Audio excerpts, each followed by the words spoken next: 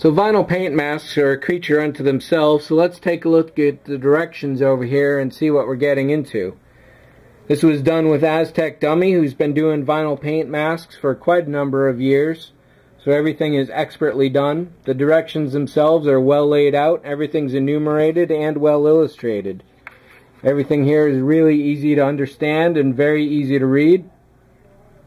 One big warning over here is that you can't leave these on for more than 4 hours. So once you start, make sure you finish fairly quickly. So in a little bit of the light reflections here, you can probably see that there are shapes cut into the vinyl. This is basically self-sticking, so you put it in place, peel off, and everything is good to go as far as your painting goes. There are letter indications of what's going on, such as outer airlock, airlock portholes, lift base, airlock 1, airlock B.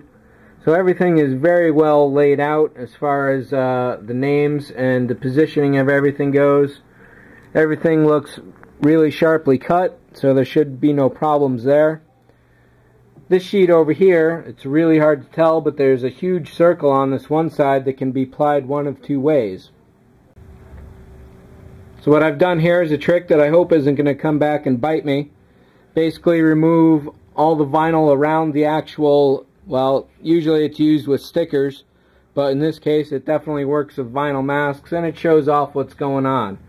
All of these are individual strips, as the light reflection is probably indicating. And this central mask here goes on the floor. You can use it in one of 2 ways. Either lay it down as a mask and paint in 2 different colors, or you can simply lay this down on the center floor and leave it as is. This is set to be very close to the color that's used on the set. So, let me take a risk here and we'll take a look at how these look with the similar trick. I should probably show you this just in case you want to try the trick yourselves.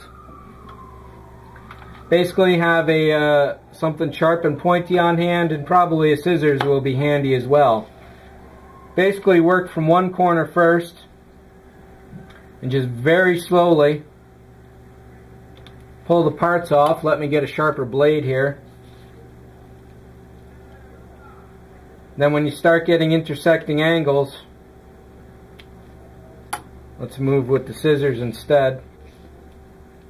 Just start slicing to help you get things going. Now there is some lettering in here, but it's very finely printed, so I don't expect that to stay down. That is definitely not a fault of the printing or of Aztec Dummies or Paragrafix situation. It's just that it's exceptionally fine and oddly shaped.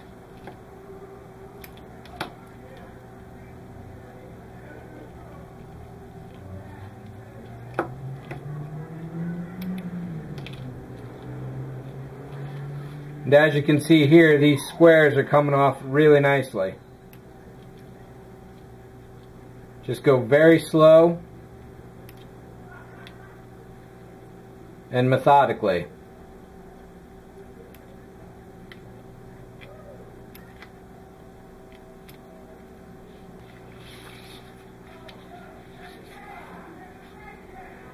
I'll bring this around here. This is really sticky on one side, so you definitely don't want to let it flop around at all. You want to be absolutely careful that you aren't peeling up anything that belongs and slicing that by accident. So this is going pretty well so far.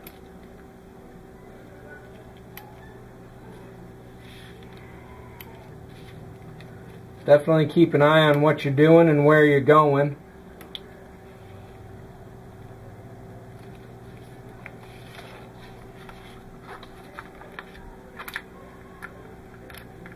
Let's cut our losses there, and we'll start peeling a new section here.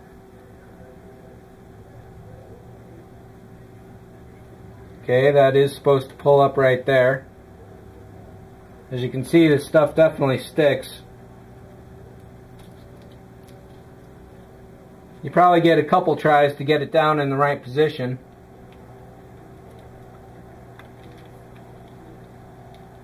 So in that regard, these are probably reusable.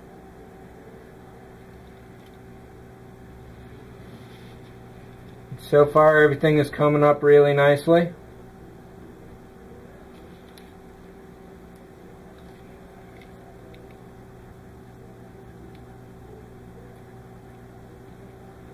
There's one piece out of however many so far that just tried to pull up all by itself. Not a problem. That's the sort of thing you got to be watching out for if you do this. So let's cut this off. As you can probably tell, the bigger this gets, the more difficult it is to deal with. I expect that it's probably safe to do some extraneous cuts here, as long as you're not cutting into parts that you need.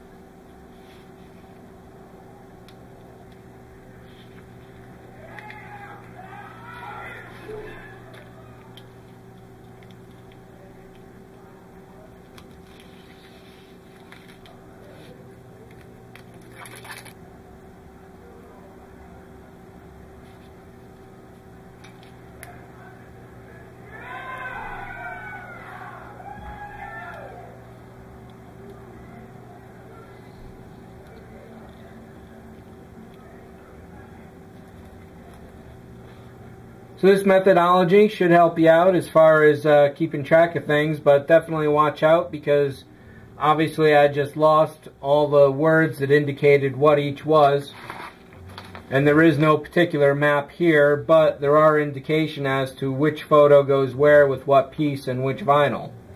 So there shouldn't be any problem there, and it looks like there's one little circle in here. Let's actually be gentle here and do it this way.